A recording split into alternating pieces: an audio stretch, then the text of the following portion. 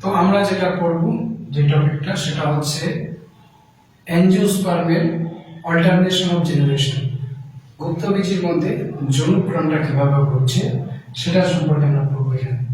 তো প্রথমে একটা গুপ্তবীজি উদ্ভিদ আমি ড্র করেছি এখানে, স্পোরোফাইট। গুপ্তবীজি উদ্ভিদে ড্র করেছি সেটা হচ্ছে স্পোরোফাইট, রেণুধর উদ্ভিদ দেহ। তো রেণুধর উদ্ভিদ দেহ কি হয়? ডিপ্লয়েড। যেটা রেণুধর উদ্ভিদের মধ্যে কি হবে? ফুল হবে। ফুলের মধ্যে দুটো স্ট্রাকচার আছে ইম্পর্টেন্ট, এটা জননগত স্ট্রাকচার। একটাকে বলা হবে স্টেমেন, আর একটাকে বলা হবে কার্পেল বা পিস্টিল। ঠিক আছে? তো এই যে মাঝখানে স্ট্রাকচারটা দেখতে পাচ্ছ এটা হচ্ছে স্টেম, এটা হচ্ছে কার্পেল বা পিস্টিল, আর এই যে দুপাশে আছে এটা হচ্ছে স্টেমেন। তো এই হচ্ছে স্টেমেন। যদি স্পোরোফাইটটা ডিপ্লয়েড হয় তাহলে এর উপর যে গঠনগুলো আছে সেটা ডিপ্লয়েড হবে।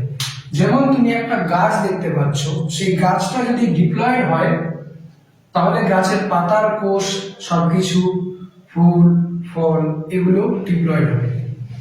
তো সেরকম ভাবে স্টেমেনটা হয়েছে ডিপ্লয়েড। এখানে যে আছে কার্পেলটা মাঝখানটায়, এটা হচ্ছে আমাদের ডিপ্লয়েড। কার্পেলটা কি হচ্ছে? ডিপ্লয়েড।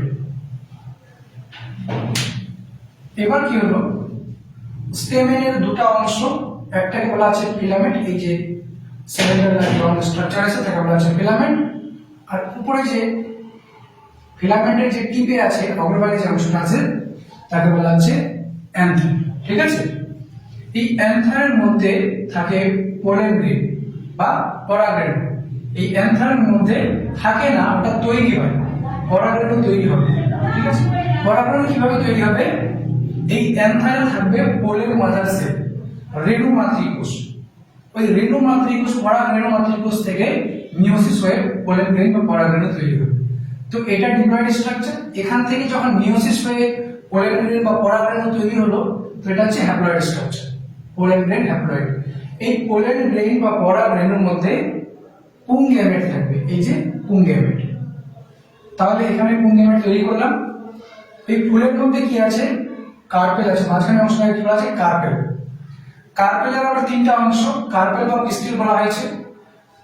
এর তিনটা অংশে ভাগ করা হচ্ছে। সবথেকে নিচের যে ফোলা অংশটা তাকে বলছি ওভারি, মাঝখানে সিলিন্ডার লাইক অংশটা, লম্বা যে অংশটা আছে তাকে বলছি স্টাইল, যে লম্বা অংশটা আছে তাকে বলছি স্টাইল। আর এই যে সবথেকে অগ্রভাগে যে অংশটা রয়েছে এরকম একটা ছড়ানো আছে তাকে বলা আছে স্টিগমা। এটাকে কি বলা আছে? স্টিগমা। তাহলে এই পুরোটা কার্পেল। কার্পেলের যে ওভারি আছে কিনা, কার্পেলের যে ওভারি অংশটা দেখতে পাচ্ছ, ওভারির মধ্যে থাকে ওভিউল। কি থাকে? ওভিউল। এই ওভিউলটাকে আমি একটু জুম করে দেখার চেষ্টা করছি।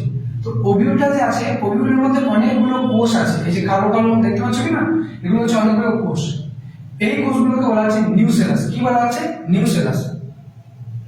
এই নিউসেলাসের মধ্যে থেকে একটা কোষ পুষ্টি, নিউট্রিশন অ্যাবজর্ব করে বৃদ্ধি পেয়ে সেটা মেগাস্পোর মাদার সেলে পরিণত হবে, রেণু মাতৃকোষে পরিণত হবে। নিউসেলাসের মধ্যে থেকে একটা কোষ বেশি পুষ্টি সংগ্রহ করে সেটা কি হবে? একটা বৃদ্ধি পাবে, মেগাস্পোর মাদার সেল তৈরি হবে। তো নিউসেলাসের কোষগুলো diploid, megaspore mother sell diploid. এরপরে কি হবে? মেগাস্পোর মাদার সেলের মধ্যে মিওসিস হবে। মিওসিস হয়ে একটা কোষ থেকে চারটা মেগাস্পোর তৈরি হবে, এই যে হ্যাপ্লয়েড মেগাস্পোর। তাহলে এখান থেকে হ্যাপ্লয়েড মেগাস্পোর তৈরি হয়ে গেল। এই উদ্ভিদ দেহটা ডিপ্লয়েড, এখানে স্টেমেন ডিপ্লয়েড, কার্পেল বা পিস্টিল ডিপ্লয়েড, যা আছে এই পাশে ডিপ্লয়েড হলো। এবার যখন মেগাস্পোর তৈরি হয়ে গেল, এটা হ্যাপ্লয়েডের এরিয়া এন্ট্রি করবে। এই জন্য আমি লাল কালার দিয়ে এটাকে আলাদা করে নিয়েছি, যে এই অবধি আছে আমাদের ডিপ্লয়েড গুলো, আর ওই পাশে গেলেই এই যে ওই পাশে চলে গেছে হ্যাপ্লয়েড, ওই পাশে চলে গেছে হ্যাপ্লয়েড হলো। তো মেগাস্পোর মাদার সেলের মিওসিস হয়ে মেগাস্পোর তৈরি হলো চারটা হ্যাপ্লয়েড। এই মেগাস্পোর চারটার মধ্যে থেকে তিনটা ডিজেনারেট হয়ে যাবে। তিনটা কি হবে? ডিজেনারেট হয়ে যাবে। চারটার মধ্যে থেকে তিনটা নষ্ট হয়ে যাবে, একটা ফাংশনাল বা কার্যকরী থাকবে।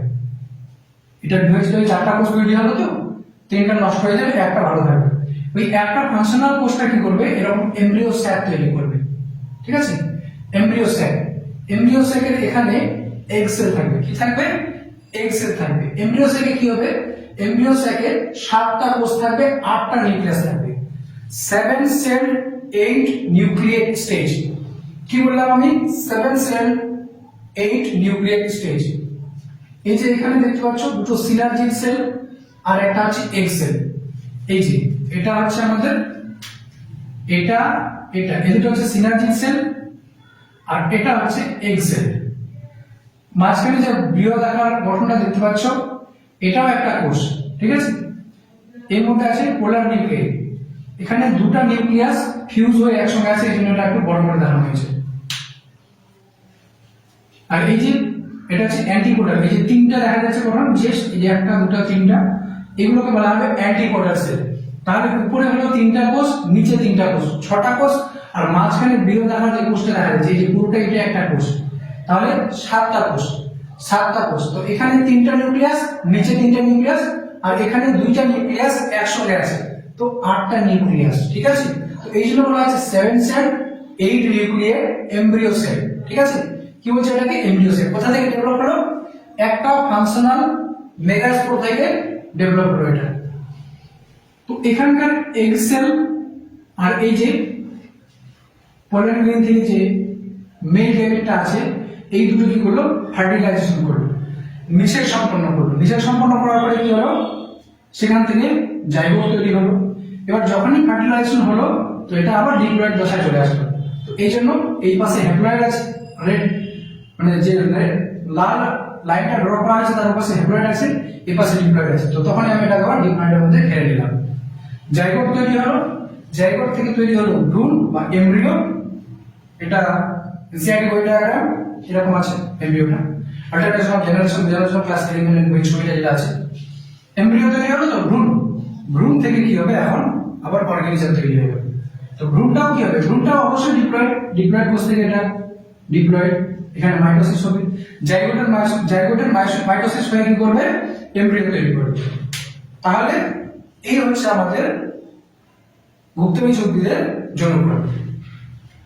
এটা হচ্ছে ডিপ্লয়েড দশা, ডিপ্লয়েড স্পোরোফিটিক জেনারেশন, আর এটা হচ্ছে হ্যাপ্লয়েড গ্যামেটোফিটিক জেনারেশন।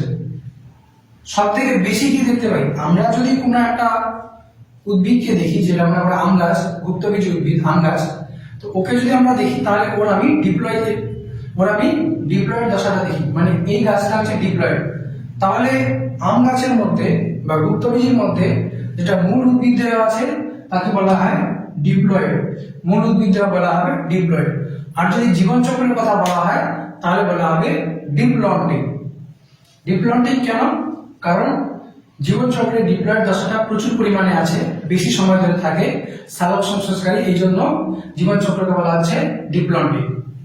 আর হ্যাপ্লয়েড দশাটাও আছে, কিন্তু খুব সামান্য সময়ের জন্য আছে, খুবই সামান্য পরিমাণ কোষ আছে, এই জন্য ডিপ্লন্টিক বলা হয় জীবন চক্রকে। এবং মূল উদ্ভিদ দেহকে বলা হচ্ছে ডিপ্লয়েড, ঠিক আছে? এটা হচ্ছে গুপ্তবীজ উদ্ভিদের জনক্রম, অল্টারনেশন অফ জেনারেশন।